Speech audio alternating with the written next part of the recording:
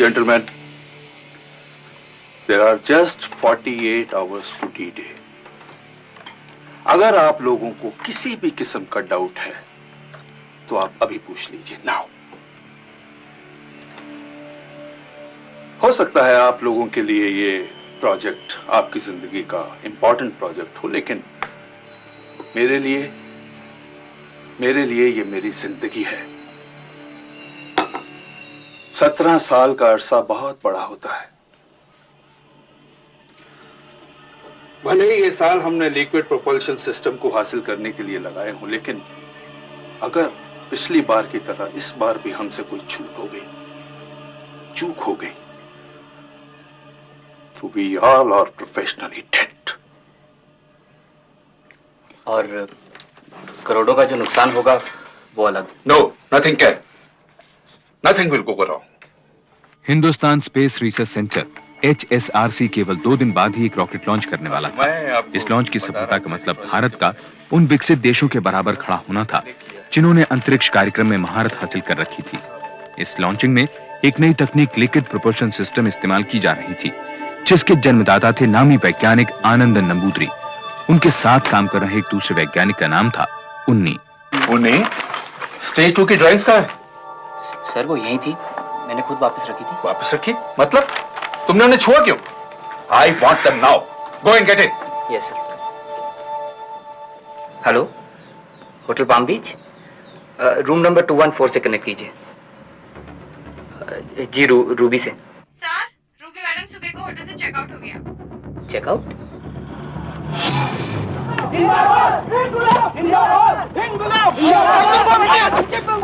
वापिस जाओ, ऑफिस बंद है। बोलो मेरी फ्लाइट मिस हो जाएगी। एडी माना में केरला माना बंद मतलब बंद, गाड़ी आगे नहीं जाएगी। देखिए मेरा आज जाना बहुत जरूरी है। वापस चले जाओ। For God's sake, please let me go. अरे क्या कर रहे हैं आप? प्लीज सुनिए तो सही, आप क्यों पीछे ले रहे हैं गाड़ी को? मैडम गाड़ी आगे नहीं जाएगी।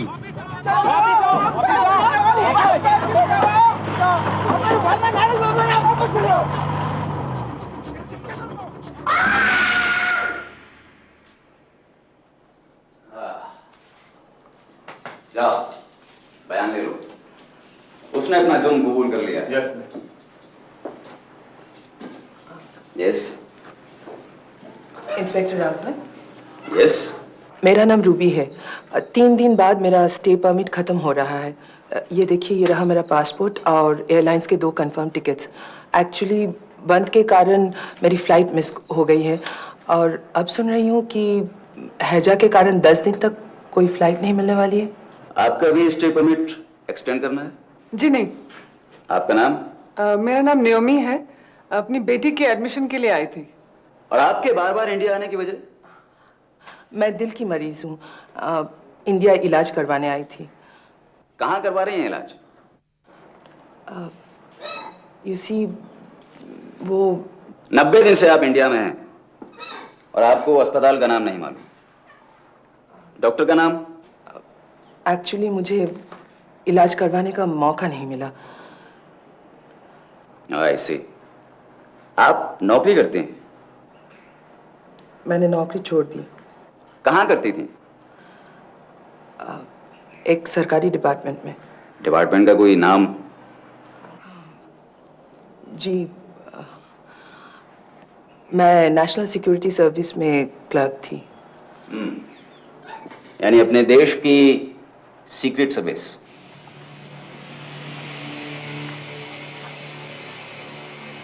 आप तलाकशुदा भी हैं? लेकिन सुबह आप अपना पासपोर्ट और वीजा छोड़ गए।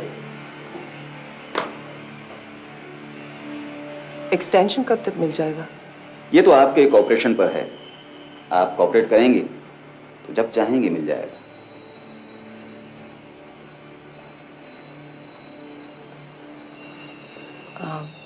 फिर मैं कब आऊं? आपको आने की तकलीफ नहीं करनी पड़ेगी, मैं खुद आ जाऊंगा। कहाँ रहते हैं आप? Palm beach. Palm beach. Room number? 124। 124। Sorry. 214. Sure 214 thank you sir. उसका रहन सहन चाल चलन शक पैदा करता है। मुझे पक्का यकीन है कि वो जासूसी कर रही है। लेकिन किसकी और किसके लिए? यही पता करने की परमिशन मांग रहा हूं sir. Okay, permission is granted. Thank you sir. Permission मिलते ही राघवन ने तहकीकात शुरू कर दी। उसे पता चला कि रूबी भारत के दुश्मन मुल्कों के लोगों से मुलाकातें कर रही है। रूबी के हर कदम पर नजर रखी जाने लगी।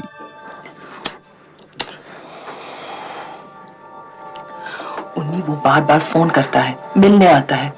मुझे उसके इरादे ठीक नहीं लगते हैं। मैं इस कंट्री में फंस गई हूँ। तुम्हारे फंसने से मैं तो बहुत खुश हूँ। तुम्हारे करीब रहने का मौका तो मिलेगा। थैंक्स।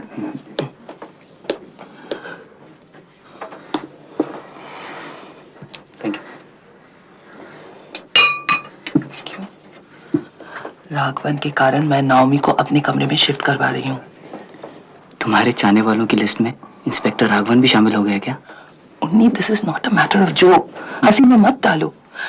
देखो, तुम्हारी बीबी डॉक्टर है ना, अगर वो मुझे एक मेडिकल सर्टिफिकेट बना दे कि वो मेरा इलाज कर रही है, तो फिर मैं राघवन और इस कंट्री से बच सकती हूँ। हो जाएगा रूबी, हो जाएगा। कब? जब मैं पूरी तरह फंस जाऊंगी तब। देखो रूबी, मैं तुम्हारी बात समझ गया हूँ। मैं विजया से बात करता हूँ और तुम्हें फोन करूंगा। प्रॉमिस? प्रॉमिस।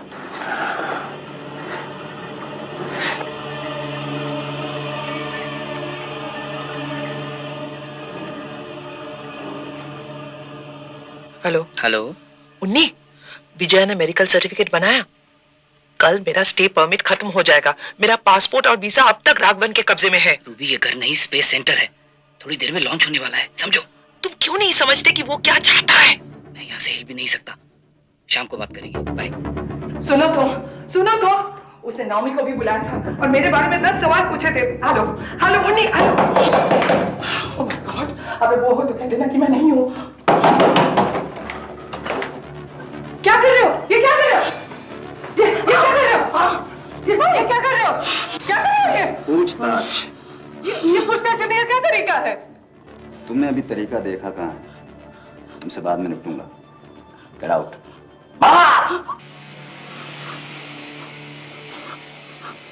उन्हीं से लॉन्च के बारे में क्या बातें हैं? What the hell are you talking about? क्या बक रहे हो? उन कैंडल नाइट डिनर में क्या बातें होती थी? क्या बकवास है? भारत के स्पेस प्रोग्राम के बारे में उन्हीं से तुमने क्या पता किया और उसने क्या बताया?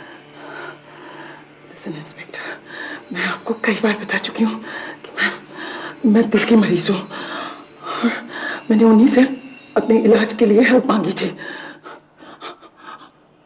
उन्हीं डॉक्टर नहीं है, साइंटिस्ट है, और तुम उसके साथ किसी अस्पताल नहीं गई। तो क्या होटल के कमरे में वो तुम्हारा इलाज कर रहा था? लेकिन उसकी बीवी डॉक्टर है। कोई सबूत कि वो तुम्हारा इलाज कर रही है? कोई प्रेस्क्रिप्शन, कोई सर्टिफिकेट? उन्हीं के अलावा और किस किस साइंटिस्ट को जानती हो? किसी को नहीं। नहीं, छोड़ दो उसे। दे, गाड़ी वापस कर दे। Bastard! How dare you touch me? तेरी हिम्मत कैसी हुई?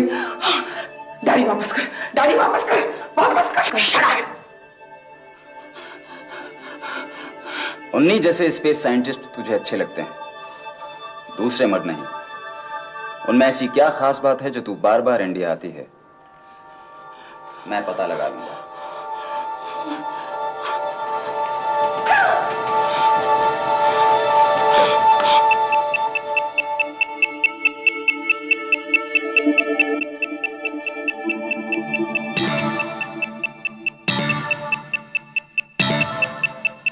Ten, 9, 8, 7, 6, 5, 4, 3, 2, 1. Ignition on. 0. Overall health fine. Congratulations, Dr. Anand. Congratulations. Sir, Prime Minister's office. Okay. Unni, you've done it. Yes. HSRC Director Dhawan speaking. Oh yes, sir. Thank you, sir. Right, sir. I will tell him, sir. Thank you. Well, Dr. Anandan, congratulations once again. The Prime Minister of India wants you in New Delhi Thank to you, sir. facilitate you. Thank you very much, sir. Good. Ruby की diary में उन्नी का नाम और phone number था। इसे सबूत मानकर इंस्पेक्टर राघवन ने FIR दर्ज की, जिसमें उसने लिखा कि रूबी अपने नहीं किसी और देश के लिए जासूसी कर रही है। होटल रिकॉर्ड्स के मुताबिक वो दिन में कई बार उन्नी को फोन करती थी। उसे वीजा अवधि से 3 दिन ज्यादा रहने के जुर्म में गिरफ्तार किया गया। इस काम में राघवन की मदद का इंटेलिजेंस ब्यूरो ने जिस अधिकारी को जिम्मा सौंपा, उसका नाम था मुरलीधरन। हमने उन्नी को अपने जाल में फंसा और उसका बिस्तर गर्म किया और उसके जरिए लिक्विड प्रोपल्शन सिस्टम की ड्राइंग्स हासिल की और दूसरे मुल्कों से इस सिस्टम और ड्राइंग्स का सौदा किया। झूठ। पानी पानी बैठने दो, बैठने दो। बैठने क्या, लेटने दें। हम भी नहीं चाहते कि तुझ जैसी जवान चीज कोई इस हालत में खड़ी रहे। हमें उन गद्दारों के नाम बताओ।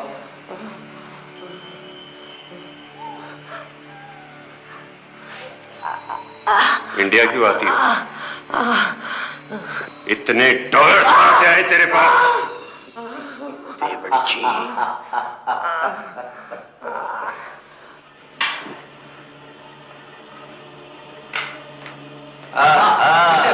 क्या बात है, आज जल्दी बुला लिया आपने? कुछ धमाकेदार खबर है क्या? Well, see? कौन औरत है ये? ऐसे टॉर्चर क्यों? तो क्या जासूस को सांबर वड़ा खिलाऊं? जासूस? मतलब स्पाई? कुछ मसाला है क्या? यार स्पेस सीक्रेट्स हों और हमारे दुश्मन मुल्क उसमें शामिल हों। मेरे पास इस बात के सबूत हैं कि हमारे स्पेस सीक्रेट्स दूसरे मुल्कों तक पहुंचाए गए हैं। लेकिन यह खबर मैं अभी लीक नहीं होने दूंगा। क्या बोल रहे हो बॉस? कुछ सोचो। ऐसे हेडलाइन से तो धमाका होगा, धमाका। और फिर हम दोनों मिलके काम करें तो केरल पुलिस का भी नाम होगा। क्यों? जरूर होगा। अगली सुबह 5000 से भी कम सर्कुलेशन वाले लोकल अखबार ध्वनि की हेडलाइन थी, एक जासूस गिरफ्तार। खबर में HSRC के कुछ वैज्ञानिकों के इस साजिश में शामिल होने का भी आरोप लगाया गया। हालांकि किसी का नाम नहीं दिया गया था। उस दिन अखबार की सभी कॉपियां बिक गईं।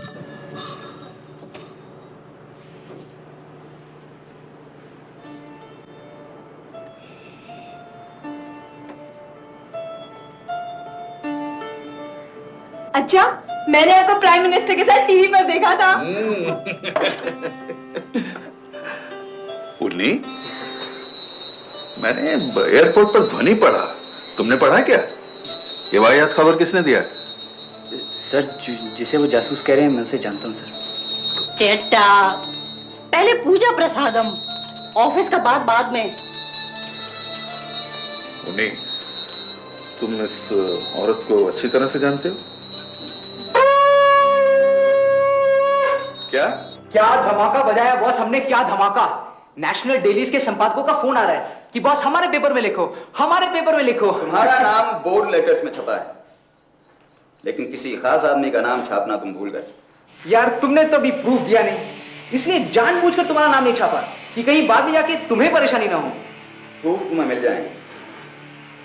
रूबी नहीं बताएगी तो उसकी दोस्त से उगलवा लेंगे। मुझे लगता है वो जल्दी बता देगी। क्या बात है बॉस, तब बजेगा धमाका, तब। जासूसों का बढ़ता जाल, रूबी की साथी की तलाश। क्यों, यही होगी ना तुम्हारी हेडलाइन? बॉस तुम तो हमारे पेट में लात मारोगे। वैसे कुछ और मसाला है क्या? ध्वनि की खबर के आधार पर जब राष्ट्रीय अखबारों में भी यह खबर छपने लगी कि जासूसों का निशाना HSRC था, तो देश भर में तहलका मच गया। पाठकों के गुस्से के साथ साथ अखबारों का सर्कुलेशन भी बढ़ने लगा। इस बीच पुलिस ने रूबी की कथित साथी नेओमी को भी गिरफ्तार कर लिया। झूठ बोलेगा तुम जानती हो इसे। ध्यान से देख, ध्यान से देख। कितनी बार बोले, मैं नहीं जानती इसको, नहीं जानती। अगर तुम दोनों ने ही जल्दी ही सच नहीं बोला, सच उगलवाने के और भी तरीके आते हैं मुझे। बताओ। 4 दिन तक रूबी और नेओमी को भूखा प्यासा रखा गया। इसके बाद राघवन ने अपने सीनियर्स को बताया कि दोनों ने अपना जुर्म कबूल कर लिया है। उनका इकबाल जुर्म कैमरे पर रिकॉर्ड किया गया। हम होटल सारन बेब्स में उन्हीं से मिले और 2 मौकों पर मैंने उसे $9 लाख दिए। उसने लिक्विड प्रोपल्शन सिस्टम से संबंधित कागजात के 2 पैकेट दिए, जिसे मैंने भारत के दुश्मन मुल्क तक पहुंचा दिया। साफ दिख रहा है ये कन्फेशन जबरदस्ती दिए गए। लेकिन सर, इसके बेसिस पर हम उन देशद्रोही वैज्ञानिकों को गिरफ्तार तो कर ही सकते हैं। लेकिन इन कन्फेशंस को कोई भी अदालत सबूत के तौर पर बिल्कुल नहीं मानेगी। सर, जब साइंटिस्ट जुर्म मान लेंगे तब तो मानेगी। अगले दिन अखबारों में छपा कि रूबी और नेओमी ने उन्नी और HSRC के एक और वैज्ञानिक की मदद से जासूसी करने का आरोप कबूल कर लिया है। उन्नी का फोन नंबर रूबी की डायरी में मिलना इसका सबूत था। इस खबर से पूरा वैज्ञानिक समुदाय भौंचक कर रह गया और रॉकेट लॉन्च की सफलता पर भी धुंध छा गई।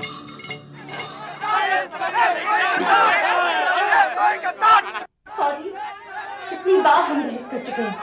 आखिर तुम्हें मिलता क्या है ऑफिस में? खुद ही देख लो। भगवान के लिए सॉरी मत बोलो। यू जस्ट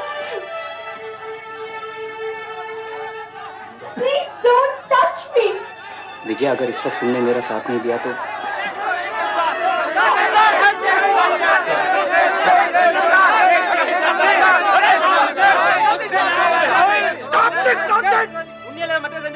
हमारे दुश्मनी ड्राइंग्स का फायदा उठाएगा तो क्या?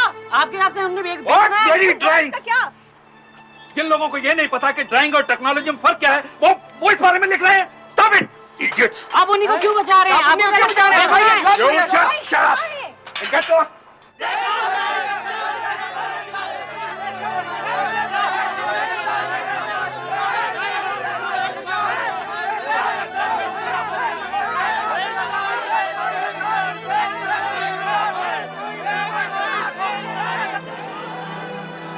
विजया, इन गवारों की बातों पर ध्यान मत दो। लोग क्या कहते हैं मुझे उसकी परवाह नहीं है।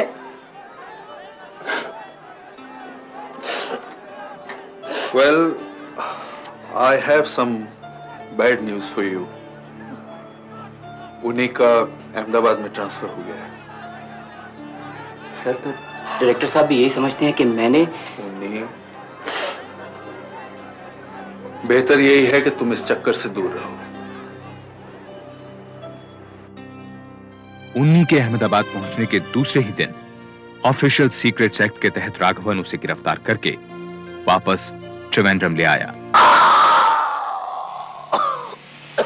मारो, मारो, तुम और कर भी क्या सकते हो? हम और भी बहुत कुछ कर सकते हैं उन्नी। अगर तुमने हमें यह नहीं बताया कि आनंदन इसमें किस तरह से इन्वॉल्व था। आनंदन उन 2 औरतों को जानते तक भी नहीं, उनको तुम इसमें क्यों घसीट रहे हो? तुम जैसे 2 कौड़ी के आदमी के पास इतनी महत्वपूर्ण इंफॉर्मेशन हो ही नहीं सकती कि कोई अपना पैसा लगाए। गिरफ्तारी के बाद उन्नी को HSRC से सस्पेंड कर दिया गया। सबूतों के लिए जब उसके घर की तलाशी ली जा रही थी, तब उसके घर के बाहर गुस्से से भरी भीड़ पड़ रही थी, जिनकी नजर में वो एक देशद्रोही था। ये क्या कर रहे हो? हेलो हेलो, विजया बेटे। Hello sir. बेटे, ये आवाजें कैसी आ रही हैं पीछे से? क्या कर रहे हो? Hello, hello, hello. मैं कुछ नहीं जानता, मुझे कुछ नहीं पता। पहचाना? ये स्पेस सेंटर के पेपर्स हैं। तुम्हारे घर से मिले हैं। मैंने ये पेपर्स कभी नहीं देखे। तुमने तो आज का न्यूज़पेपर भी नहीं देखा होगा। लो, मैं तुम्हारे लिए पढ़ देता हूं। Mob attack 19 house, wife injured. बेचारी, इसकी गलतियों की सजा इसकी बीवी भुगत रही है। क्या तुम्हारे और रूबी के बारे में तुम्हारी बीवी को पता है? पूछो, क्या जानना चाहते हो? हाँ, आनंदन भी इस साजिश में शामिल है। हाँ, जब हमने उन्हीं से पैसे के बदले में कागज लिए, आनंदन भी वहां मौजूद था। उन्नी की गिरफ्तारी के एक हफ्ते बाद केरला पुलिस और इंटेलिजेंस ब्यूरो ने आनंदन को भी गिरफ्तार कर लिया। उस दिन आनंदन का जन्मदिन था। Good morning sir. Morning, yes. क्या है ये? Arrest warrant?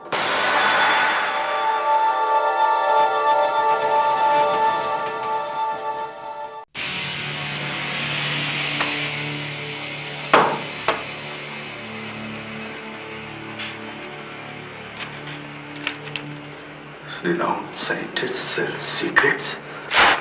क्या बकवास है ये? मैंने कब कन्फेस किया? तो अब कर दो कि तुमने डॉक्यूमेंट्स बेचे। देशद्रोही के रूप में तो तुम बदनाम हो ही चुके हो। अब दुनिया से क्या डरना? गधे हो तुम, स्टूपिड। तुम समझते हो ड्राइंग से, स्केचेस से रॉकेट बनाया जा सकता है, लॉन्च किया जा सकता है? तो हम गधों को यह भी ज्ञान दे दो कि और किस किस चीज की जरूरत होती है। तुम नहीं समझोगे। जब फ्रांस से हमें ये टेक्नोलॉजी मिली थी, तब भी हमें अपना इंजन बनाने के लिए 7 साल लगे थे। 7 साल। और अगर तुमने ये साबित कर भी दिया कि ड्राइंग्स बेची गई है, तो भी कुछ नहीं होगा। तो इसका मतलब ये कि तुम मानते हो कि वो बेची गई? नहीं। आनंदन ने ये कबूल लिया है कि उसने डॉक्यूमेंट्स बेचे हैं। तुम भी कबूल लो। देखो, हमें साफ साफ सच सच बता दो।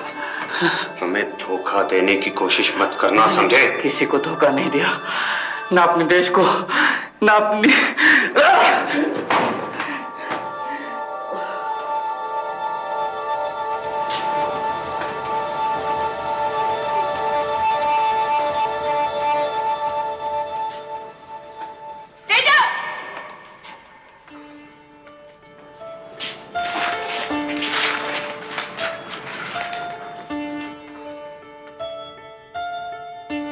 अकेलेपन, लोगों के ताने और मानसिक दबाव के कारण उन्नी की पत्नी विजया ने आत्महत्या करने की कोशिश की, लेकिन उसे बचा लिया गया।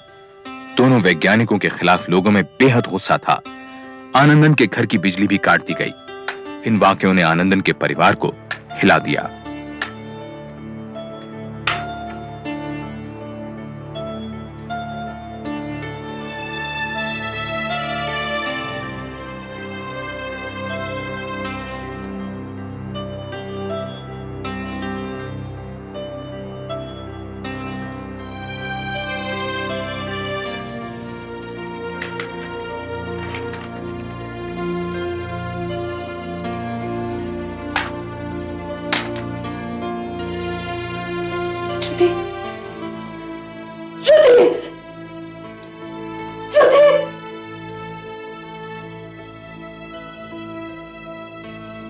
क्या हो गया तुझे? तू बोलती क्यों नहीं?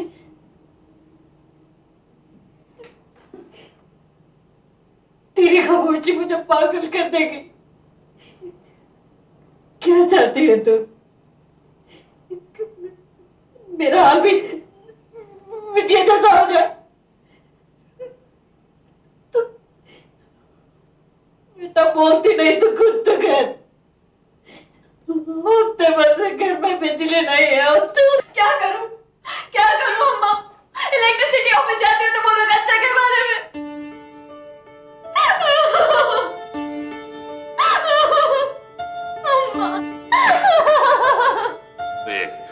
निकालो।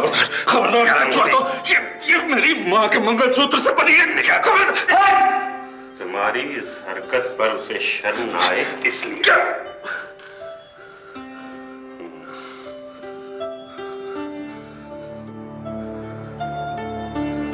ठीक है, जब तक तुम ये चीजें मुझे वापस नहीं करोगे, मैं पानी तक नहीं पीऊंगा। मैं तुम लोगों का जीना हराम कर दूंगा। आनंदन ने घुटने टेकने से इनकार कर दिया, जिससे इंटेलिजेंस ब्यूरो झुंझला गया। उसे आनंदन से इस षड्यंत्र में कुछ बड़े लोगों के नाम मिलने की उम्मीद थी। दूसरी तरफ केरला पुलिस को लगने लगा कि इस केस ने ज्यादा तूल पकड़ लिया है।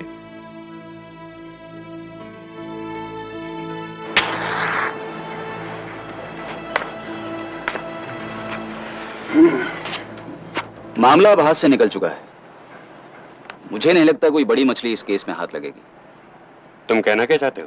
देखो मुरली, आनंदन के पास ऐसा कुछ नहीं जो वो बता सके। मुझे तो लगता है खिलाड़ी कोई और है। गर्दन तो मेरी फंसेगी। प्रेस वालों को, ऊपर वालों को जवाब तो मुझे देना पड़ेगा। तो तुम बचा लो अपनी गर्दन, लेकिन मैं ये केस नहीं छोड़ूंगा। देखो मुरली, तुम सिर्फ बयान ले सकते हो, पूछताछ नहीं। भाई तुम्हें इंटरोगेशन रूम में हमें किसने इनवाइट किया था? और अब जब मैं आ ही गया हूं तो तब तक नहीं जाऊंगा जब तक कुछ बड़े लोगों के नाम नहीं पता कर लेता। ठीक है, मैं डीजीपी से कहूंगा कि केस सीबीआई को सौंप दे। देखो राघवन, सीबीआई भी इसमें अब कुछ नहीं कर पाएगी। उन्हें भी हमारे रास्ते पर चलना पड़ेगा। इंस्पेक्टर राघवन के सुझाव पर राज्य सरकार ने यह केस सीबीआई को सौंप दिया। सीबीआई ऑफिसर राधा कृष्ण नैयर ने केस की तहकीकात इंटेलिजेंस ब्यूरो और केरला पुलिस के आरोपों में सच्चाई पता लगाने से शुरू की। मिस्टर राघवन, रूबी को आपने वीजा ओवरस्टे के जुर्म में गिरफ्तार किया था। फिर वो जासूस कब बन गई? उसकी डायरी मेरे हाथ लगी, जिसमें उसका दूसरे मुल्क के लोगों से मिलने का जिक्र था, जिन्हें वो 19 से मिले डॉक्यूमेंट्स देती हो। डायरी तो मैंने भी पढ़ी है मिस्टर राघवन। उसमें तो रॉकेट स्केचेस खरीदने का कोई जिक्र नहीं। हमने उन्हीं के घर से कुछ कॉन्फिडेंशियल डॉक्यूमेंट्स जब्त किए और हमारे पास सबूत है कि उन्नी और आनंदन के साथ रूबी और नोमी HSRC गए थे।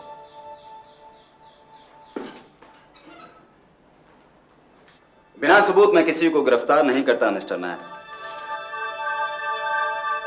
उसने मुझे इसलिए गिरफ्तार किया क्योंकि दैट बास्टर्ड राघवन मेरे साथ सोना चाहता था।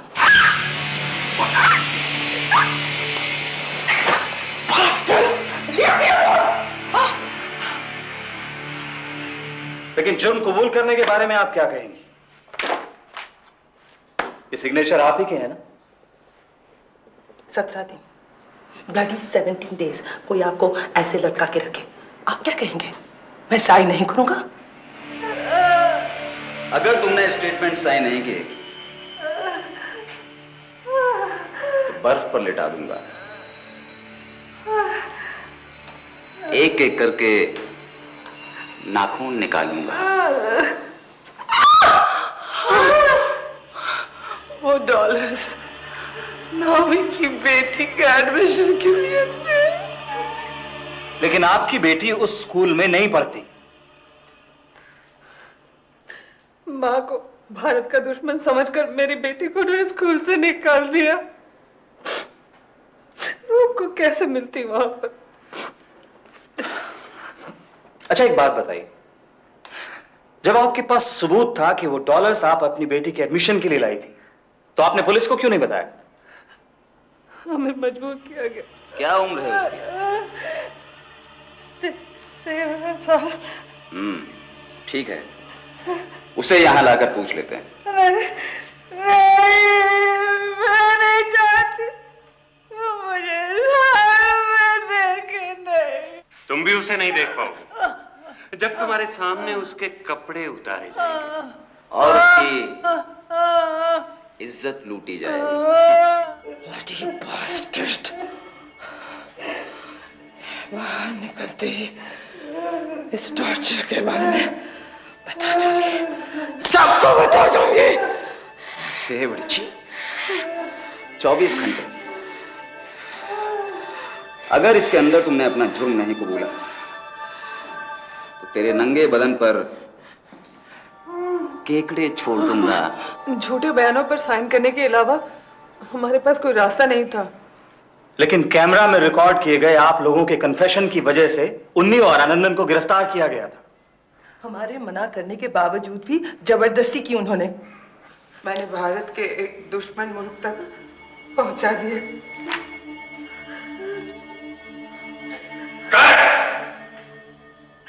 क्यों झूठ बुलवा रहे हो हमसे? तुम ये कभी साबित नहीं कर पाओगे। ये हमारा सिरदर्द है। सबूत बनाए जा सकते हैं और गवाह खरीदे जा सकते हैं। अगर आप लोग निर्दोष हैं तो आपके देश ने आपकी मदद क्यों नहीं की? हमारा देश बहुत गरीब है, वहां कोई भी भारत को नाराज करने की हिम्मत नहीं करेगा। इसके बाद Nayyar hotel Sun and Waves गया, जहां कथित रूप से रूबी ने उन्नी को डॉक्यूमेंट्स के बदले पैसा देने के लिए एक कमरा बुक कराया था। उसे पता लगा कि उस दिन वो कमरा किसी और ने किराए पर ले रखा था। नैयर ने फिर HSRC के डायरेक्टर राकेश धवन से स्पेस सेंटर के डॉक्यूमेंट्स ऑडिट करने को कहा। मेरी समझ में यह बात नहीं आ रही है कि इतनी जरा सी बात को लेकर इतना हल्ला गुल्ला क्यों है। आउट ऑफ 38,000 सिर्फ 254 डॉक्यूमेंट्स नहीं मिले और उनमें से कोई भी पेपर किसी खास सिस्टम का नहीं है और लिक्विड इंजन का तो कतई नहीं है। लेकिन धवन साहब, उन्नी के घर से जब्त की गई वो सीक्रेट और कॉन्फिडेंशियल फाइल्स। कैसी बात करते हैं? आपको शायद मालूम नहीं कि स्पेस सेंटर में हम किसी भी डॉक्यूमेंट को सीक्रेट या कॉन्फिडेंशियल नहीं मार्क करते हैं। अच्छा मिस्टर धवन, 12 अक्टूबर को आनंदन और उन्नी रूबी और नयामी को स्पेस सेंटर दिखाने लाए थे। रूबी ने अपने बयान में ये माना है कि उसने स्पेस सेंटर के अंदर कुछ फोटोग्राफ्स भी खींचे। नहीं हो सकता। पहली बात तो यह है कि हम स्पेस सेंटर में प्राइवेट कैमरास को अलाउ ही नहीं करते हैं और दूसरी बात, ठहरिए, लेट मी चेक।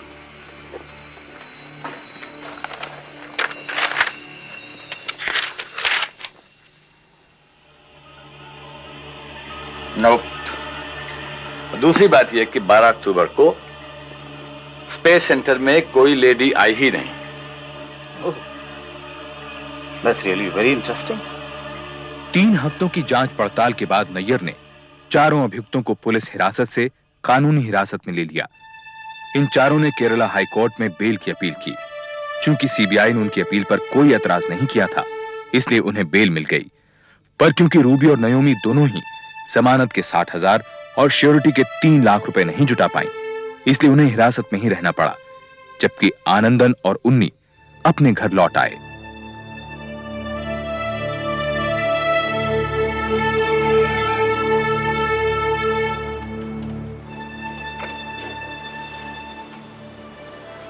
अच्छा, मैंने अम्मा को नहीं बताया।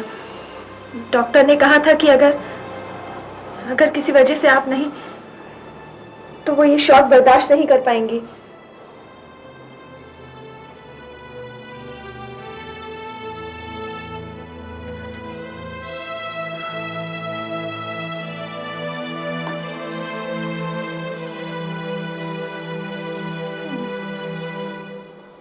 लक्ष्मी, लक्ष्मी,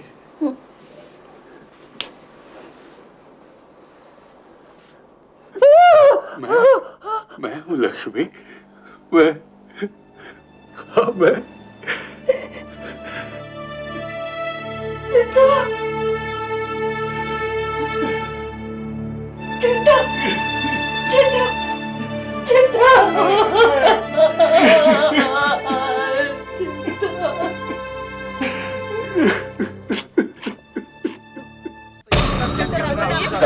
मीडिया ने मानो अब अपनी गलती सुधारने के लिए चारों अभियुक्तों के साथ सहानुभूति दिखानी शुरू कर दी। उन्हें विक्टिम्स की तरह प्रोजेक्ट किया जाने लगा। हर अखबार और मैगजीन में रूबी और नयोमी पर पुलिस टॉर्चर के आर्टिकल छपने लगे। इसी सब के बीच 1.5 साल की जांच के बाद नैयर ने सीबीआई की विशेष अदालत में क्लोजर रिपोर्ट पेश की और इन चारों अभियुक्तों के लिए एक वकील नियुक्त किया। योर लॉर्डशिप, HSRC की डॉक्यूमेंट ऑडिट रिपोर्ट में यह साफ लिखा है कि कोई भी महत्वपूर्ण डॉक्यूमेंट गायब नहीं हुआ है, लिहाजा ऑफिशियल सीक्रेट एक्ट के तहत कोई मामला नहीं बनता है। डॉक्यूमेंट्स गायब नहीं हुए इसका मतलब यह नहीं कि जासूसी नहीं हुई है। योर लॉर्डशिप, फोटोकॉपी और फैक्स का जमाना है। डॉक्यूमेंट्स निकालकर उन्हें फोटोकॉपी कर वापस रखे भी जा सकते हैं। अगर ऐसा होता योर लॉर्डशिप तो दोनों वैज्ञानिकों को बहुत पैसे मिले होते। हमने आनंदन और उन्नी के बैंक अकाउंट्स की अच्छी तरह से जांच की है, but we found no unsourced income. ऐसी रकम रखने के और भी तरीके होते हैं। जाहिर है योर लॉर्डशिप, हमने जमीन, जेवर, जायदाद, हर चीज की जांच की है, मगर हमें वहां पर उनकी इनकम से ज्यादा कुछ भी नहीं मिला।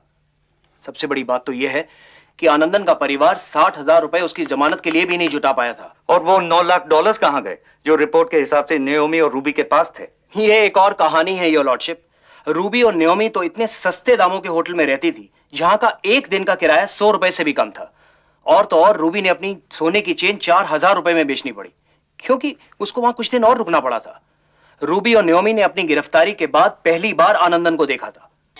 इस नाटक के शुरू होने के 16 महीने बाद विशेष अदालत ने चारों अभियुक्तों के खिलाफ जासूसी के आरोप खारिज कर दिए, लेकिन इससे नाखुश केरला सरकार ने इस मामले की और जांच करने का फैसला किया। दूसरी तरफ सीबीआई और चारों अभियुक्तों ने केरला सरकार के इस कदम के खिलाफ सुप्रीम कोर्ट में स्पेशल लीव पिटीशन दाखिल की। इसी दौरान इंस्पेक्टर राघवन ने रूबी और नयोमी पर उसके खिलाफ दिए गए पुलिस टॉर्चर के बयानों के लिए मानहानि के 3 मुकदमे दायर कर दिए। इस वजह से उन्हें बेकसूर साबित होने के बावजूद 2 साल से भी ज्यादा जेल में और रहना पड़ा, जिसके कारण रूबी अपना मानसिक संतुलन खो बैठी। आपको कोई पछतावा वो कहीं कुछ और न कर दे, इसका डर नहीं लगता? रघु से? मैं सराखा नहीं, रघु बोलती, प्यार से। वो भी मुझे बहुत प्यार करता है, तभी तो एक के बाद एक केस कर रहा है ताकि इस बहाने वो मुझे देख सके। सच बोलती हूँ मैं, बस करूंगी। मुझे पता नहीं कि मैं अपने देश में इसके बिना कैसे रहूंगी। चिट्ठी लिखूंगी, लव लेटर्स, अपनी बेटी से भी कहूंगी अगर मैं मर गई तो तुम जरूर चिट्ठी लिखते रहना। जानते हो क्यों? Because I love him. I just love him. Love him.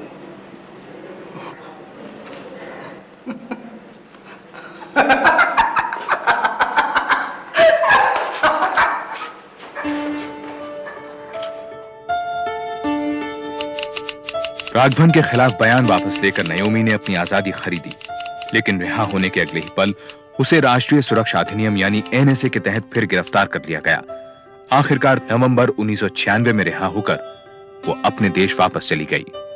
मैंने एक एक बात अपनी डायरी में लिखी हुई है, उसकी एक कॉपी मैं यूनाइटेड नेशंस के ह्यूमन राइट्स ब्रांच में जरूर भेजूंगी।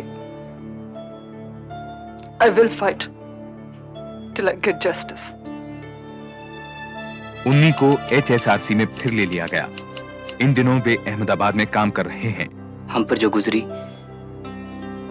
उसके बाद जिंदगी वैसे ही जी पाना बहुत मुश्किल है। आनंदन स्पेस सेंटर में काम कर रहे हैं, लेकिन किसी और शहर में।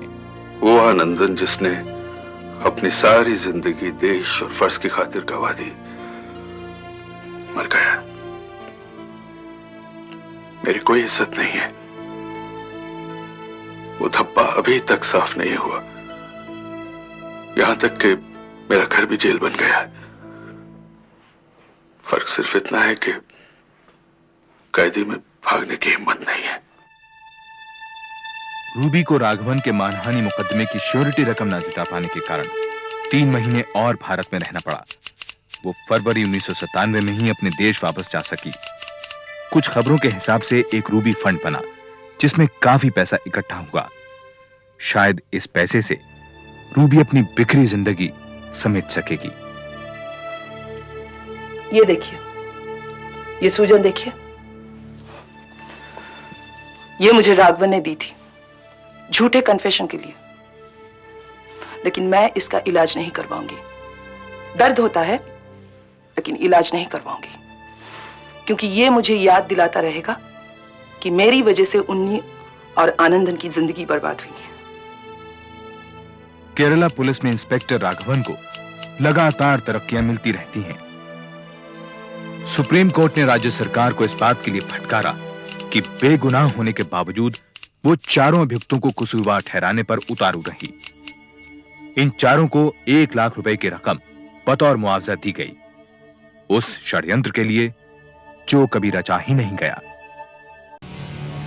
डरने का नहीं है, ये अपुन का इलाका है, ऑटो नारायण का इलाका।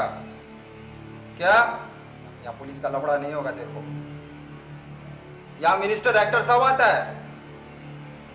अपना होटल, एक लड़की, 1 घंटा, सिर्फ 200 रुपया। क्या भिजा हो जाएगा क्या? 500 रुपया, वही डील।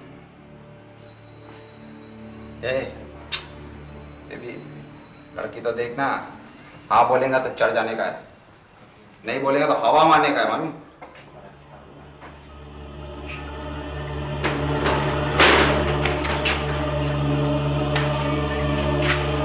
गोविंदी के लोग आए हैं, जोसेफ भाई से बोलो कोई लफड़ा नहीं मांगता है।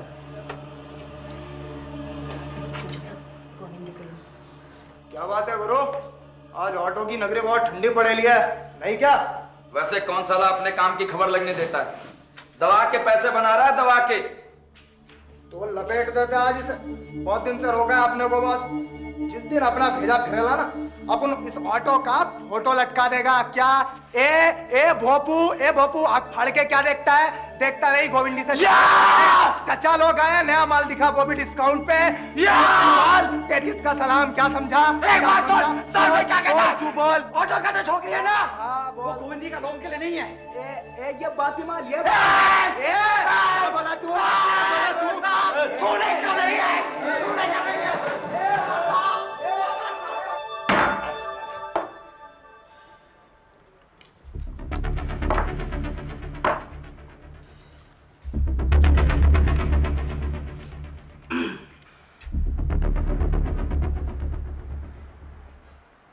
अपना तो आज साला सितारा ही खराब है ना जी। इतनी कोशिश कर रहा हूँ, साला एक पत्ता नहीं आ रहा।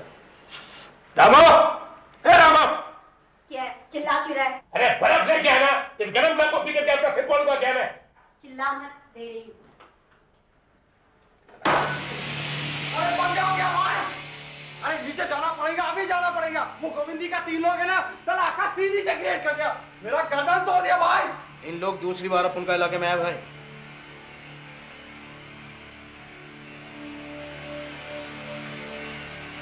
ठीक है धना जी, ये तीसरी बार नहीं आएगा। 3 का आंकड़ा इस साला बहुत खराब है। कहाँ जा रहा है? कब आएगा वापस? अरे आता हूँ अभी।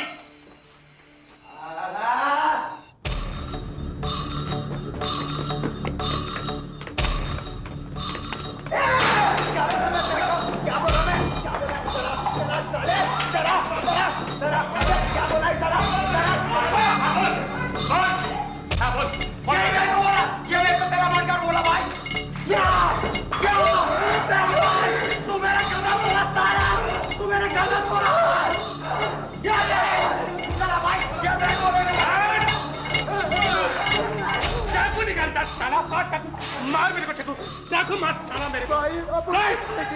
मैं तुम साला खवंडी वालों को बोला ना कि ऑटो नारायण के एरिया में खींचने का। भाई अपन कुछ नहीं किया भाई। करेगा तू कुछ? अरे मैं तेरा बाप हूँ।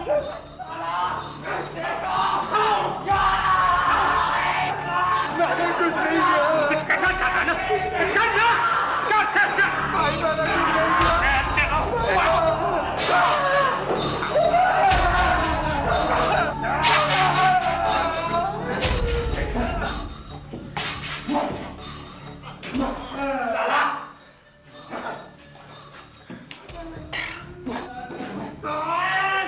नारायण भाई, सारी कहानी खराब हो रही है। पूरा मोहल्ले का लोग इधर में इकट्ठा मिला है। क्या हो गया साला? क्या बोलता तू? साला तुम समझा करो ना नारायण भाई, चलो इधर। किससे समझेगा साला? भाई नैना भाई को समझा। चलो चलो भाई, चलो ना, समझा करो, चलो। किस सालों का? भाई जल्दी भाग, जल्दी। ऑटो के इलाके में लोग तेरे आदमी को मार पीट रहे हैं। क्या बोल रहा है? कौन मार रहा है? उधर भाग, सोच मत, भाग।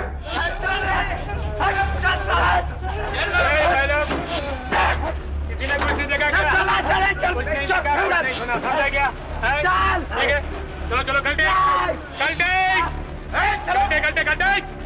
चलो, चल चल, चल,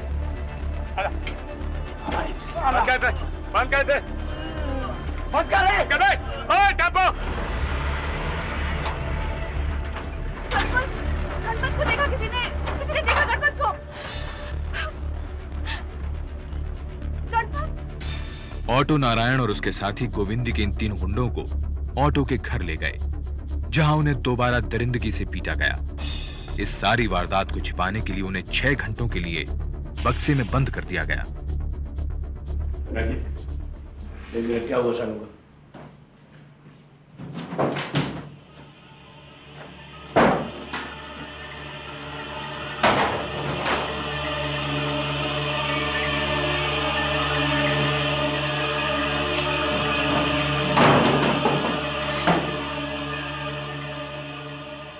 भाई ये 2 लोग तो गए जान से, पर अभी साला ये जिंदा है। बेटी बिठाई बढ़ा दिया ना काम, पचड़ा हो गया। आज सुबह से ही लग रहा था मेरे हाथ से कुछ ना कुछ होगा।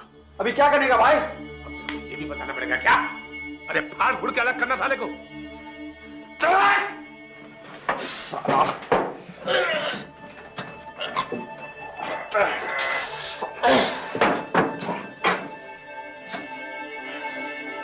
अब कहां ठिकाने लगाना नैना जी? भाई एक बिल्डिंग बन रहा है मेरे यार का, बहुत बड़ी जगह है, वहीं जाके काट देते हैं सालों को।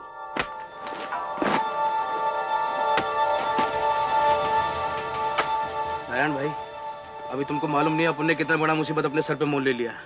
नाना जी ठीक बोल रहा है भाई, बात मर्डर का नहीं है, बात यह है कि अपन सब कुछ इतने खुले में किया है। अरे तो मैंने कौन सा सालों को जानबूझ के मारा है? अब हाथ तेजी से चल गया फिर? मरे तो साले ट्रंक की वजह से है ना, और वो आइडिया इसका था, इस साले बेवकूफ जोसेफ का। एक अवसरा आराम से यार। अभी तुम समझो नारायण भाई के इलाके के लोगों का क्या इंतजाम करना है। अगर वो चुप है तो समझो हम पर कोई उंगली नहीं उठाने को सकता है। धना जी धीरे बोल। बस्ती के लोगों में आज भी मेरी आंखों का डर है, और फिर अगर कोई बोला तो क्या होगा फिर? क्या? यहाँ दोबारा आना पड़ेगा ना। खुद ही मर गए साले। अगर जिंदा होते तो उनको पता था कि मौत का रंग क्या होता है। ऐसे गिर दे। अरे फेंको थाने को। हाँ। साला! उठा दे। इसको भी लो। मारे गए 3 व्यक्तियों में से एक गणपत की पत्नी जया इस वारदात के बाद 3 हफ्तों तक शिकायत लिखवाने के लिए पुलिस स्टेशन के चक्कर काटती रही। ऑटो नारायण का बड़ा दादा होने की वजह से आसपास का कोई भी पुलिस स्टेशन ये मामला अपने हाथ में लेने के लिए तैयार नहीं था। अंत में मानखुर्द के थाने में ऑटो नारायण के खिलाफ मारपिटाई और अपहरण का मामला दर्ज किया गया, लेकिन नारायण की गिरफ्तारी महज एक दिखावा थी। चलो भाई इंस्पेक्टर, आज तुम्हारी गाड़ी में भी शेयर कर। चलो नारायण भाई।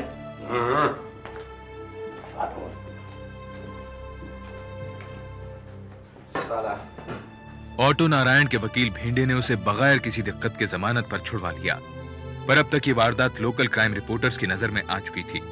अगले कुछ ही हफ्तों में अखबार की सुर्खियों की वजह से पुलिस पर दबाव बढ़ने लगा, जिसने उन्हें ऑटो के खिलाफ गवाहियां इकट्ठी करने को मजबूर कर दिया।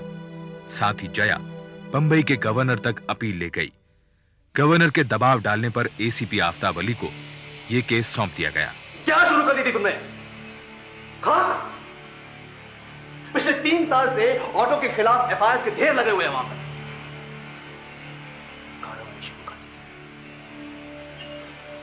क्या एक्शन लिए तुमने? क्या फॉलो अप किया है तुमने?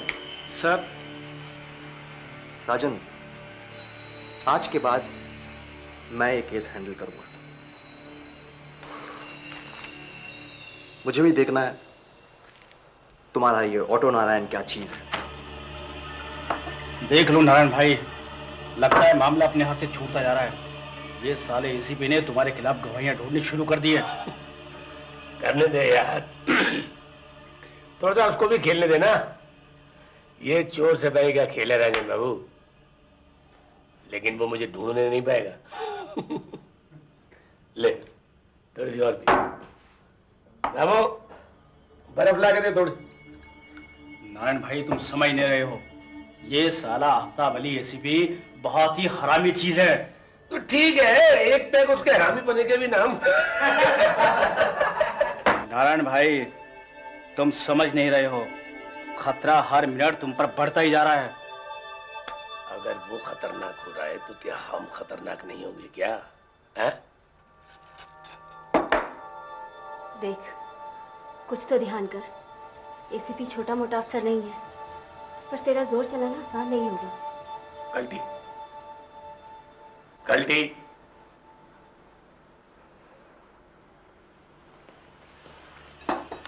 भाई मैं पहले भी बोला था, अभी भी बोलता हूँ, अगर इलाके से गवाई गई तो। अरे किसकी मौत आई है जो कि मेरे मुंह पर थूक करके जाएगा? सारा बस्ती के एक कोने से दूसरे कोने तक आग लगा दूंगा मैं। धंधा किया है मैंने, धंधा। कोई घास नहीं उगाई है जो कोई भी आएगा और उसको छेड़ करके चला जाएगा। चल वहां जाके बैठ, लेकिन दे मेरे को। केस हाथ में लेने के कुछ ही दिन बाद आफ्ताब अली की नजरें थाना जी पर गड़ गईं। उनकी निगाह में थाना जी ही ऑटो के गैंग का एक ऐसा आदमी था जो उसके बारे में कुछ बता सकता था। बाकी सब लोग किसी न किसी तरह से ऑटो नारायण के रिश्ते में थे।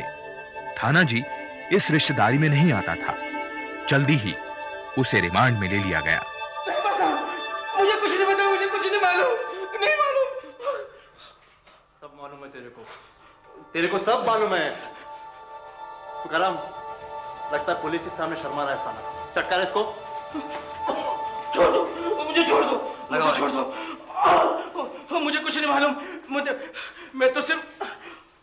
मैं सिर्फ ऑटो भाई के लिए वसूली का काम करता था। मेरे को किस्तों में डिलीवरी नहीं चाहिए, किस्तों में डिलीवरी नहीं चाहिए मेरे को। साफ साफ बोल, साफ साफ बोल। अच्छा फीडबैक चाहिए तेरे को, दे रहे फीडबैक इसको। नहीं मालूम तेरे को, नहीं मालूम तेरे को। बहुत हो गया तेरे सामने पीठ बजाते हुए साले। बोल, नहीं मालूम तेरे को। हाँ नहीं मालूम तेरे को। हाँ जल्दी बोल वरना खोपड़ी उड़ा दूंगा मैं। बोल जल्दी बोल। बताता हूँ। हाँ बोल सब बताता हूँ। हाँ बोल। हमने गोवंडी से आए तीनों लोगों को मारा था। एक दिन वो 3 लोग, गणपत और उसके साथी। आफ्ताब अली के लिए थाना जी का यह बयान ऑटो को हिरासत में लेने के लिए काफी था। देख, तू ये ठीक नहीं कर रहा। बहुत होगी तेरी दादागिरी, कर ली तूने बादशाही। क्यों जमीन पर कैसा लग रहा है? दे दे इसको, दे इसको।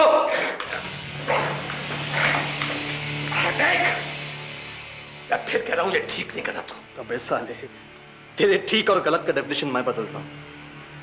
आज साले की खाल में मसाला भरी दो, मार साले को। देख एसीपी, मैं कह रहा हूं मुझे हाथ मत लगाना। हाथ मत लगाना साले, हाथ मत लगाना। ले 2 हाथ लगा लिया, क्या कर लेगा तू? हाँ क्या कर लेगा तू? तू क्या समझता है? हाँ तेरी बहुत पहुंच है। हाँ कोई तुझे हाथ नहीं लगा सकता। ले हाथ लगा लिया, क्या कर लेगा तू? सुन, तेरा उदल्ला है ना, हाँ दादाजी, उसके साथ 40 और को खड़े कर दिए मैंने तेरी हजामत बनाने। साले इतनी मार खिलाऊंगा, इतना मार खिलाऊंगा, ये गुंगले बाल है ना तेरे, इसके साथ तेरी नीयत भी सीधी हो जाएगी, समझे? बोल क्या बोलना है, क्या बोलना है तेरे को? हाँ देख एसीपी, तुझे शायद पता नहीं है कि तू क्या कर रहा है। यही तो पता करना है कि मैं क्या कर रहा हूँ साले, यही तो पता करना है साले। मुंह तो तेरा बाप भी खोलेगा। बोल, गोवंडी के उस 3 लड़कों का खून किया कि नहीं तूने? किया कि नहीं तूने? किया कि नहीं तूने? किया कि नहीं खून? किया कि नहीं साले? साला हरामजादा! तू कह रहा नहीं? मैंने 3 का नहीं 6 का खून किया। 6 का खून किया मैं, गाड़ दिया मैंने जमीन में। बड़े प्यार से मारा था मैंने उनको। एसीपी हैं, हीरो बनता है ना इस बंद कमरे में। साला इस कमरे से बाहर निकल कर दिखाना मेरे को। फिर दिखाता हूं मैं कि नारायण का तांडव क्या होता है। शाबाश ऑटो। ए, पेपर पेन लेके आ, इस साले की स्टेटमेंट उतारता हूं। देखा? नारायण से पूछताछ के बाद शिवा, जोसेफ और दूसरे गैंग मेंबर्स को भी गिरफ्तार कर लिया गया। थाने में जुर्म कबूलने के बाद ऑटो नारायण और थानाजी आफ्ताब अली को लेकर उस जगह गए जहां लाशें दफनाई गई थीं। वहां पूरी तरह से क्षत विक्षत 6 लाशें पाई गईं। ऑटो के घर से एक डायरी, फोटो एल्बम और कुछ वीडियो टेप्स सबूत के तौर पर बरामद किए गए। अब ऑटो नारायण देश भर के अखबारों की सुर्खियों में था। क्या नारायण भाई आपने तो सबको पीछे छोड़ दिया। गुस्से में आकर ना जाने क्या क्या बता दिया आपने। वो 6 लोगों के कत्ल का इकबालिया बयान ऊपर से रौब में आकर साइन कर दिया आपने। अब आप ही बताएं, वो एसीपी खुशी में झूमता हुआ गर्दन क्यों नहीं अकड़ा के चलेगा? तो ठीक है यार, कह दूंगा कि मुझसे पुलिस ने जबरदस्ती दस्तखत कराई, बस। बिल्कुल यही कहना। झूठ है ये, बकवास है ये, मुझ पर झूठे इल्जाम लगाए गए हैं। और ये लो, ये पेपर लो और ये लो पेन। जो कुछ बोलता जाऊं लिखते जाओ। एक बार मुझे यहां से बाहर निकालने पड़े, देखना मैं इन सबको के साथ तांडव कराता हूं। अच्छा ठीक है, लिख। ऑटो नारायण केस में हाथ डालने के बाद आफ्ताब अली ने ऑटो के खिलाफ अपना पक्ष मजबूत करने के लिए उसकी गैर कानूनी हरकतों की तहकीकात शुरू की।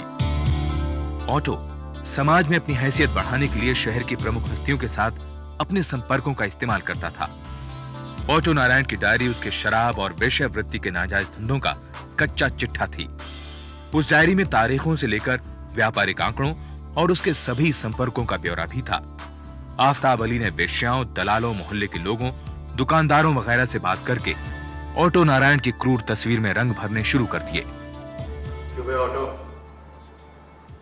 हो गया पंचर? साला, तुझे क्या लगा बे?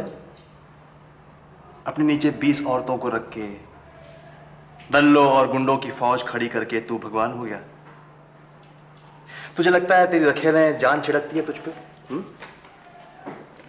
सिर्फ एक झटका ऑटो, सिर्फ एक झटका, तेरा वो धन्ना जी है ना, सरकारी हो गया। अब तू सिर्फ देखते जा, कौन कौन थूकते हैं तेरे मुंह पे खड़े होके। बोल ले सीबी, बोल ले। तेरे दिन है भाई, बोल ले, बोल।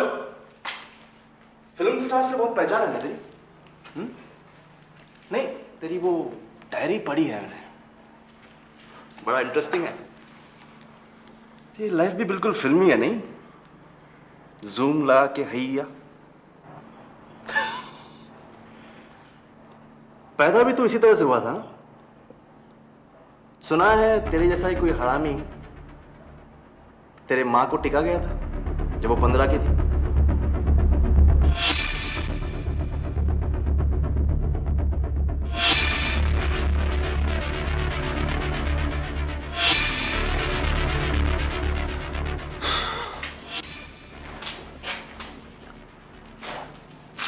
लगता है आज का दिन अच्छा गुजरेगा, तेरा थोबड़ा जो देख के।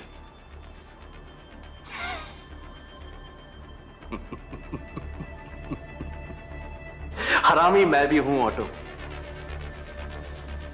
तेरी जगह होता तो शायद अपनी बात दबाने के लिए इसी तरह से हंसता। ऑटो नारायण की हंसी से आफ्ताब अली को इस केस पर अपनी पकड़ को लेकर थोड़ी घबराहट हुई।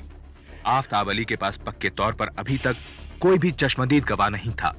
अब उसके पास सिर्फ एक ही उपाय था कि थानाजी गवाह के कटघरे में आए और ऑटो नारायण के साथ किए गए अपने सभी कथित अपराधों को कबूल करे।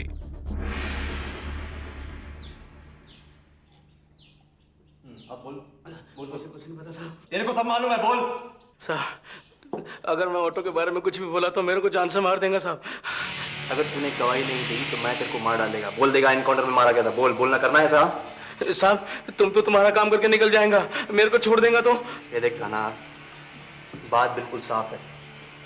अगर तूने ऑटो का साथ दिया वो तो मरा ही मरा, साथ में तेरे को भी फांसी हो जाएगी। बोल, क्या बोलता है?